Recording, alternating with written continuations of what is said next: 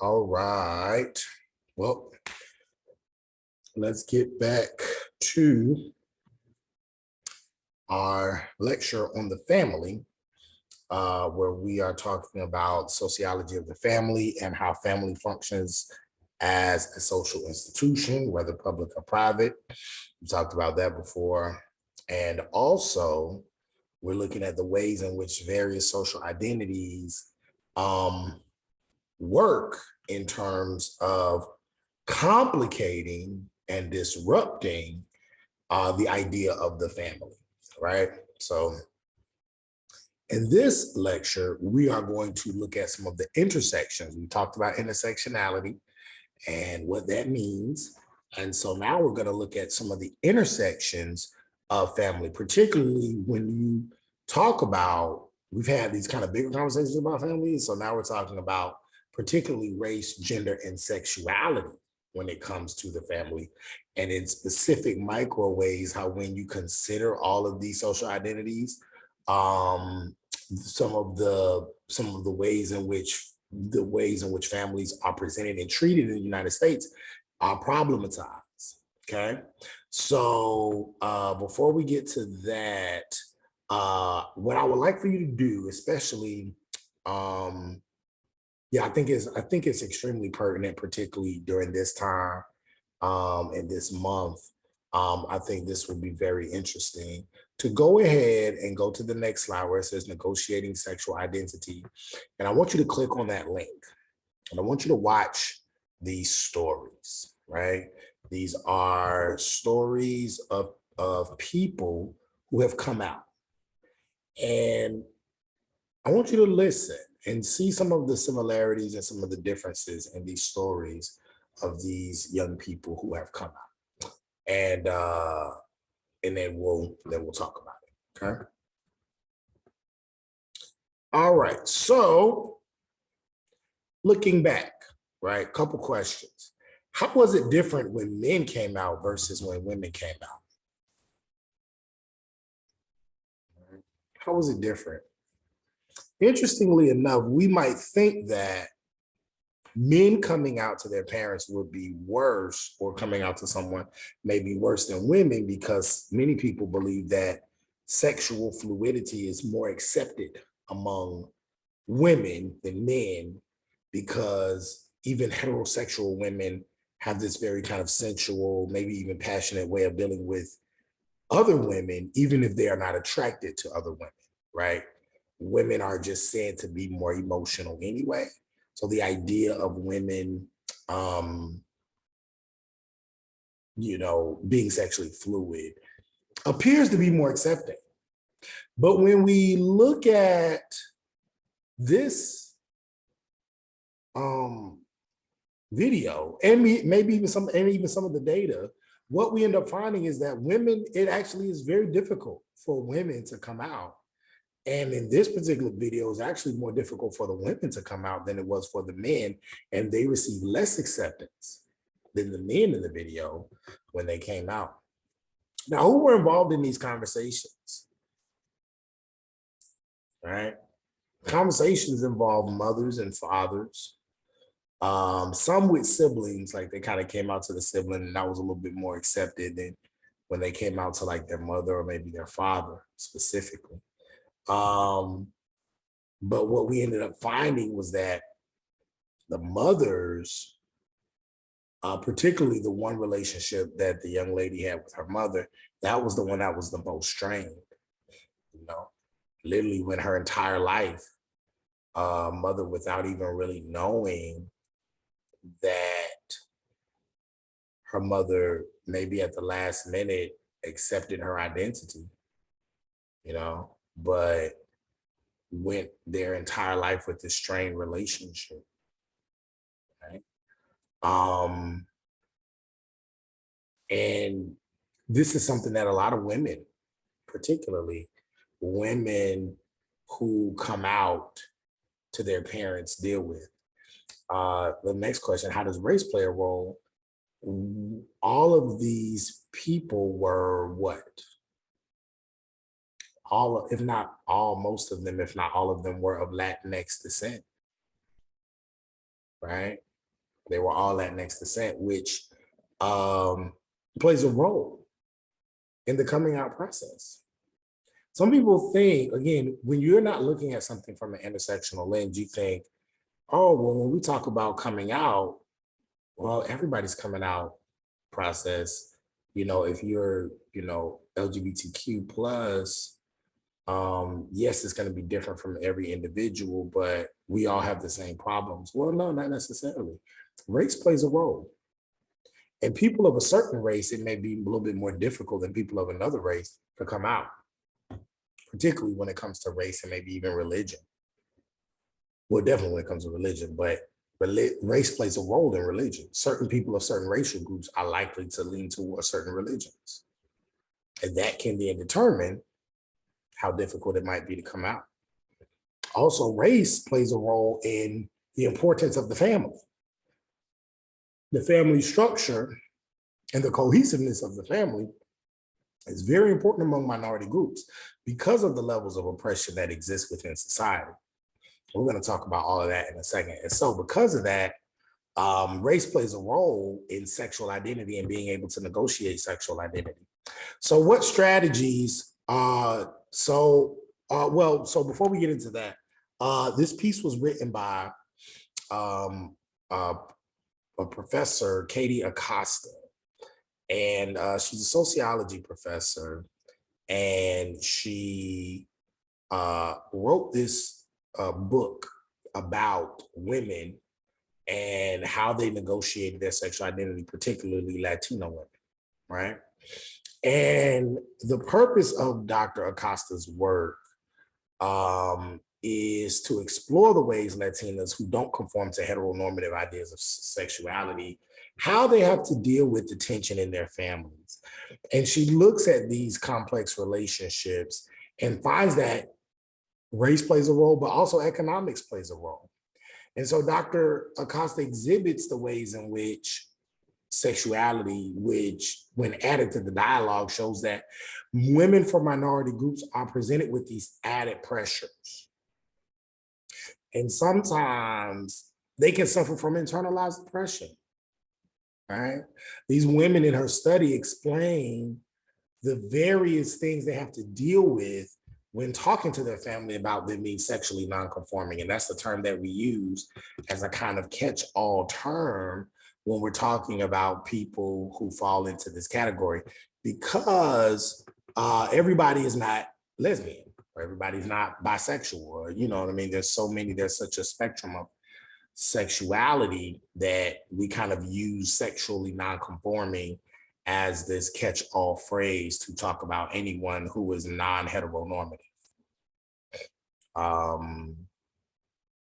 So what strategies do first and second generation Latinas use when negotiating sexual nonconformity with their families? And so one category of negotiating their sexual identity with their family members is what she calls erasure of nonconformity. And what this means is that when the respondent tries to explain her sexuality to her family, the family members try to erase it. They try to erase it by using control tactics, by using manipulation tactics, okay? They use it by, sometimes using fear as a way of control, love as a way of control, fear or love as a way of manipulation. And there's this one example in the reading where the mother tells the daughter comes out to the mother, and the mother tells the daughter, you better keep this from your father, because if you tell your father, then he will kill himself.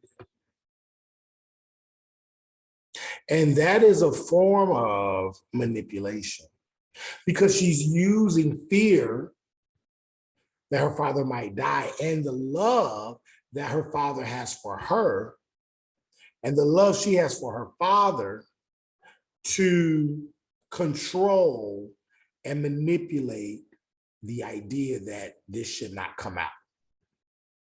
This secret of your sexual identity should not come out. And so Dr. Acosta calls this erasure of nonconformity, right?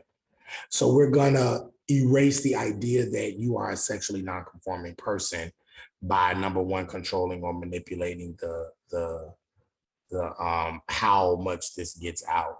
Another form of control is the fact that race, again, is a factor. The reading also talks about a Colombian woman who was the only one out of her siblings to be successful in school, right?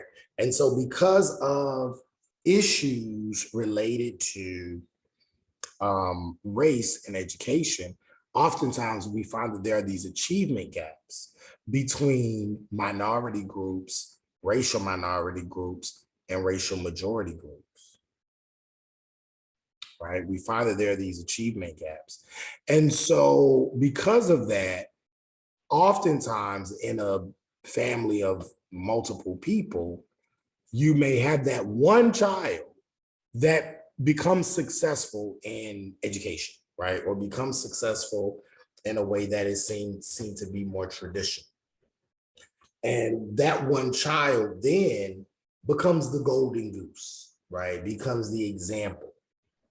And because of the racial disparities within education, all of the family are saying, that's the child, that's the one that's going to be successful. That's the one that we want to represent the family in business or in politics or in society.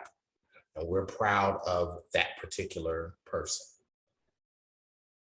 But because of that, this Colombian woman could not come out because she felt pressure to be the perfect daughter, and she began to hate herself. And she began to hate her gay self and she began to hate her feelings, and she suffered from what we talk about, internalized depression. We talked about internalized depression. Sometimes people call it self-hatred, but it's not self-hatred. It's kind of a psychological term, but it's really the impression that you've already been taught by society.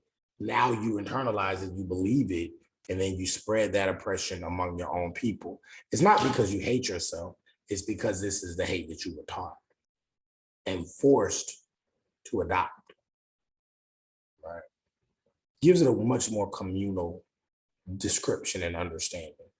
Self-hatred just says you hate yourself. Internalized oppression says, no, this hatred came from somewhere. This hatred has a source and you're not the source, right? So that's part of erasure of nonconformity. Sexual silencing is the second category that Dr. Acosta talks about. And she says, when respondents choose not to disclose their sexuality with their family members, and when they are complicit with the ideas that all women relationships in their lives are strictly platonic, this is sexual silencing. What she found with a lot of her respondents in this study is that when they would come out, the family members would just pretend like, you know what? You just don't know what you're talking about. You just have really close women friends. They're strictly platonic, but you think you love them. You think you're sexually attracted to them. You're not. You just, y'all are just friends. Y'all are just friends. It's fine. And so there is this silencing. So the parents don't pressure the women to be with men, and the respondents say that all women in their lives are just friends. And there is this silencing that occurs when everybody pretends that everybody's okay. So it's kind of like the parents know, the children know, but nobody's saying anything.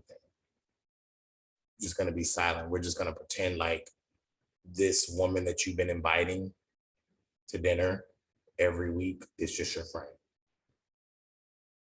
And it's been 10, 15 years. You never brought a boy to the family. But you always bring this friend. And we're just going to pretend y'all are just platonic. And this is probably happened. You probably could be many examples of this, right? And then you have avoidance after disclosure. So then that's the last category, where the respondent has disclosed a sexual nonconformity with the family member, but then everybody agrees to reject the reality of the situation. So they cannot bring their women friends home. So it's kind of like sexual silencing, but they're saying, you know what, we don't even want to see it. Don't bring no women over here. We reject the idea. You are queer or whatever, but not in the sight of the family. You keep that over there. When you come here, all we want to see is you. We love you, and we don't want to see any of your private business. Okay. And this can actually result in isolation. This can result in an alienation of LGBTQ plus members when they feel as though their family loves them, but doesn't love them fully for who they are because they can't be their full selves. This was even an example for a young lady in the reading who was in an abusive relationship, but she couldn't go to her mother because her mother didn't want to know anything about her relationship. Eventually, she was able to talk to her mother, and her mother was able to give her some advice, but she was in an abusive relationship with her same-sex partner. And she may not have had to endure the pain for that long had they not had this avoidance after disclosure category plaguing them in this coming out process, right?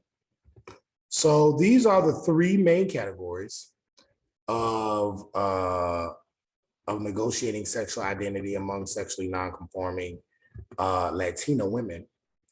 And a key part of, going to the next slide, a key part of this negotiation is the concept of La Familia.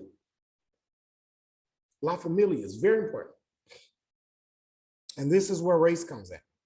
La Familia, or familiaism, is the concept that emphasizes loyalty, solidarity, and interdependence with family. And it is very important for Mexican populations and vital to their survival as immigrants in the United States.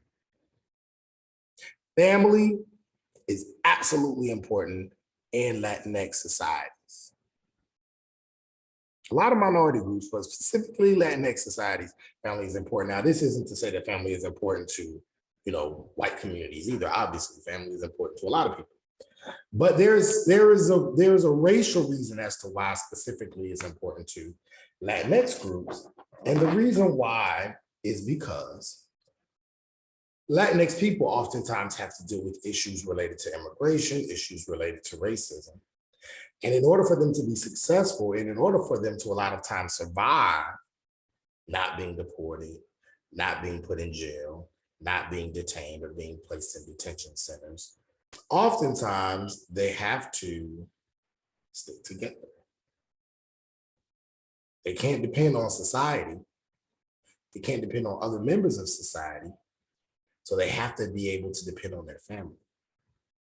Family is everything. Without my family, I don't have anything. Family is literal survival. With white people, family is important, but if they get cut off from their family, there is an entire system that can support white people. And there's actually a book. I don't know if we read it in this class, but there's a book called Pray the Gay Away. This deals with sexual identity and religion. I oftentimes teach out of that book as well. Usually in my 12-week sociology course, I do like a day or two where we just talk about Pray the Gay Away. It's a really good book, and it'll bring tears to your eyes. Some of the things these young people deal with. But one of the things that they talk about, or there was one actually, this young man, he was a white guy, and he was ostracized from his Christian family, but he had a whole system at his college that supported him and that helped him as he was marginalized from his family and he was transitioning into living out. But oftentimes minority groups don't have that. Specifically, if you're a minority group that is said to be undocumented.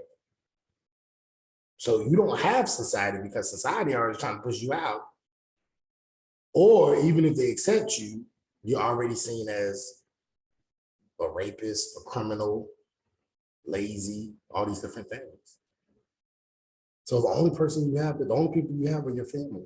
So La Familia is everything. So family is important to a lot of people, but family is a means of survival for Latinx communities, specifically Latinx communities that are undocumented. And so under familialism and La Familia, there are these important descriptions. One is that if you are a part of the family, you must support the family in their time of need, period. Family comes first, family over everything. Next, the family must be physically and emotionally close when possible. If you can, you live around your family. If you can, you be around your family. If you can't be there physically, emotionally, you're listening to them, you're talking to them, you're emotionally connected. You never disrespect the family. You're never disloyal to the family. You preserve the family name. That means if you're out and you're representing the family and your name is whatever it is, you represent the family well. If you're a man, you marry a good woman that's gonna hold up the family name. If you're a woman, you hold your family name until you get married to another man, you take his family's name and you uphold that family name. You preserve the family name. Now notice I said if you're a man, you preserve that name. If you're a woman, you're responsible for two names, your name and your husband's name. So if you're talking about being a lesbian, how you gonna preserve the family name? I can't have the name connected to a lesbian. How are you going to preserve family tradition by marrying or being with another woman? So that goes against La Familia. That's why these types of situations are even more a threat and even more I don't want to say heinous. I think heinous is a big word, but deleterious to Latina families, Latinx families, because of the idea of La Familia and how important family is to the person and the individual and the community and the race, and how being sexually non-conforming disrupts that. And then lastly, you got to respect the family rules. You have to respect the family rules. If mom says do this, dad says do this, you respect it, no questions asked.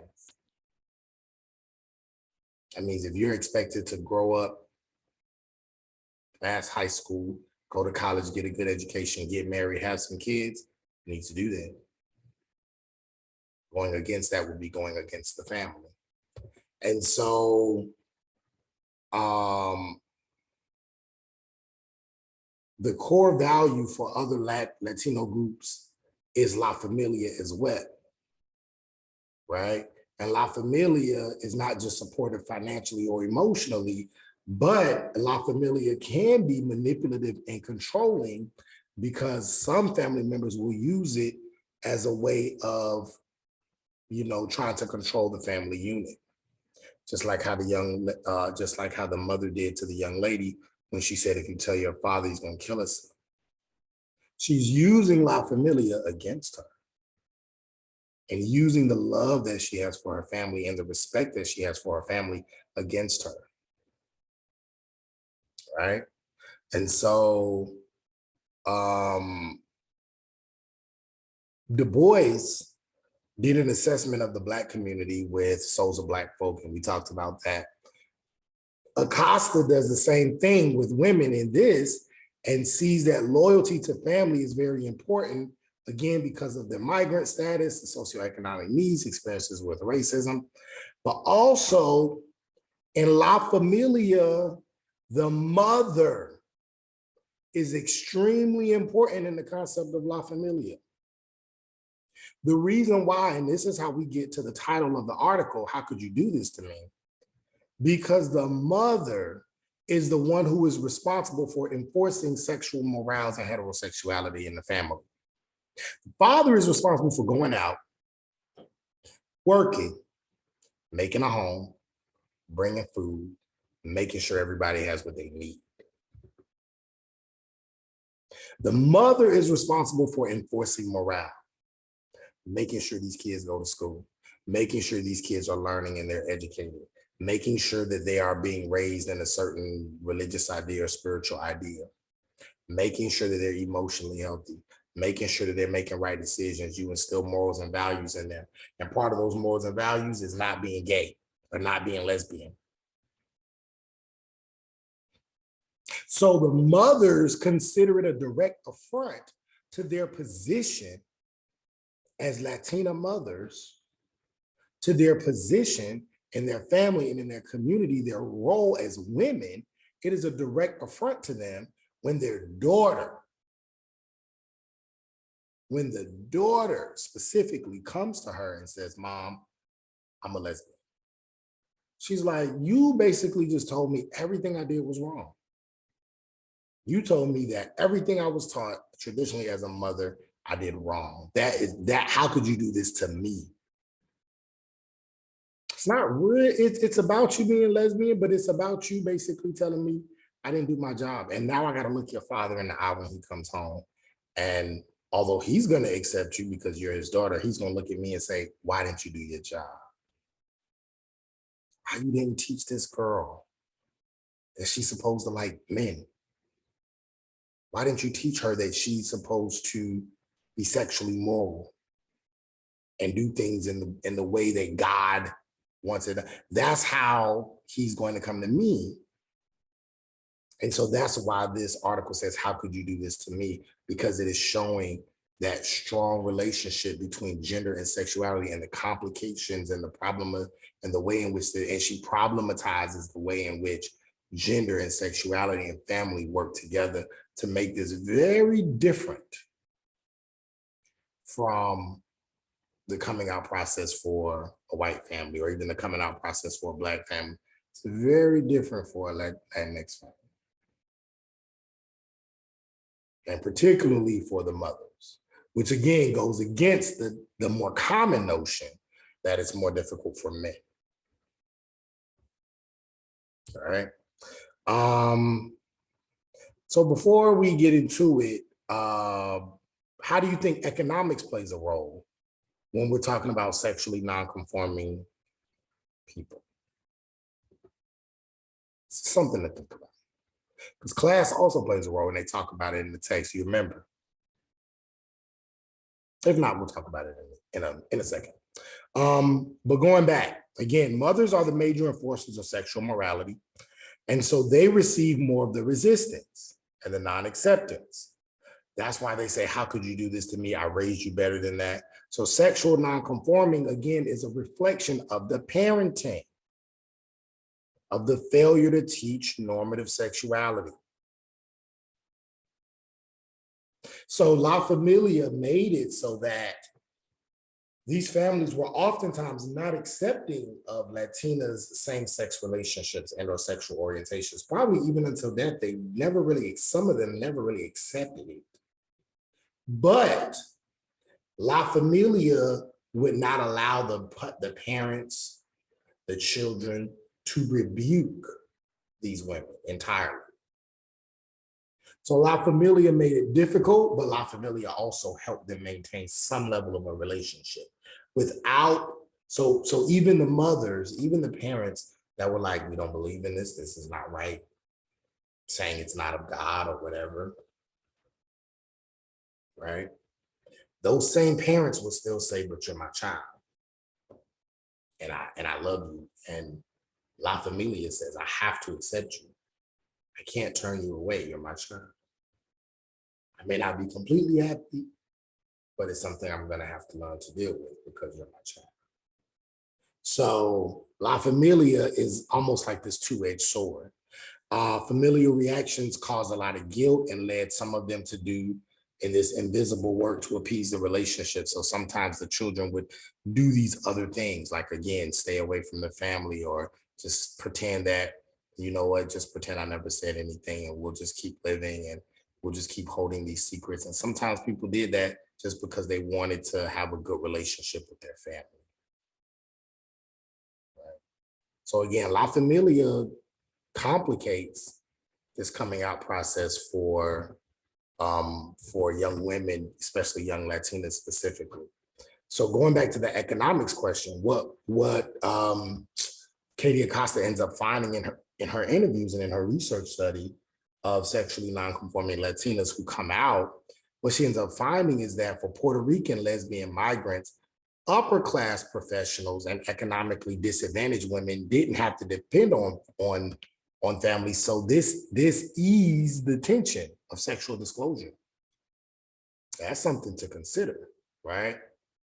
If you are really rich, you got money, and your money is taking care of the family, and you come to the family and say, hey, I'm a lesbian, they might be like, huh? Oh, I can't believe this. This is, but then they gotta remember, ooh, she paying our rent. She paying for the utilities. She's paying for this person's college. I don't want to make her too mad. It's okay. Invite your partner over. We'll make them some food and invite them to the family events. Right. And that makes sense. That's not surprising.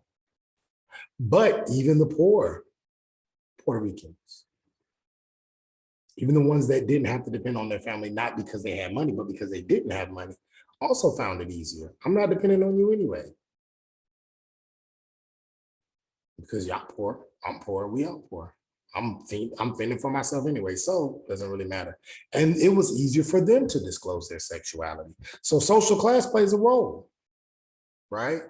Women's social positions puts them at an economic disadvantage, though, because sexually nonconforming Latinas must find new ways to negotiate their identity because women are more likely to be at an economic disadvantage.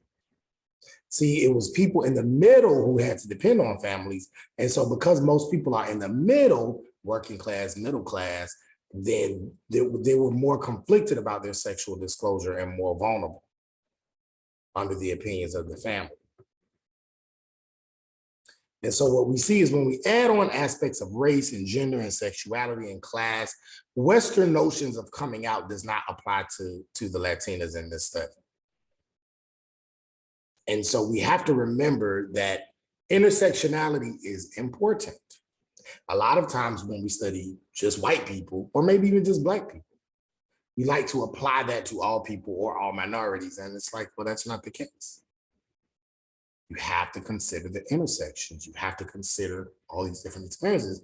And once we do, we realize Western notions of, well, this is the way to come out and this is how you come out to your family. But you can't just say that just because it worked for white people or just because it worked for one group.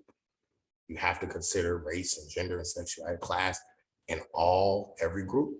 I know it takes a lot more work, but that's how we become more accurate in our assessments. And so the familial interaction strategies in which they engage foster feelings of failure, self-deprecation, and internalized homophobia. The non-acceptance made these women vulnerable and left them without the protective cover that La Familia would otherwise provide for them. Okay, so a lot of these women did have feelings of self-deprecation, internalized homophobia, hating their gay selves.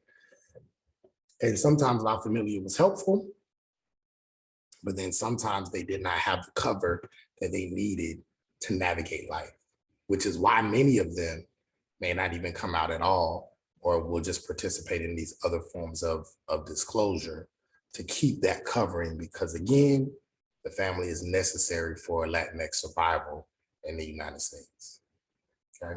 So what I would like for you to do is I would like for you to watch this video. You don't have to watch the whole thing. I think it's after about the first half of it, you kind of get the idea of it.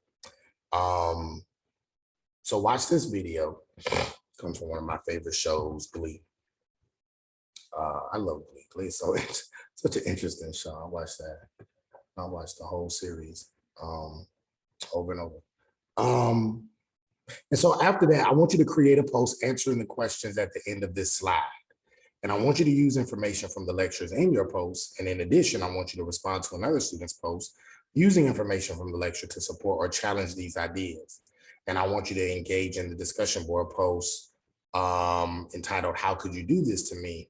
And, obviously the instructions are on the syllabus. You know how to do a discussion post. And I want you to respond to these questions. What themes from the reading are evident in the video that you see with this interaction?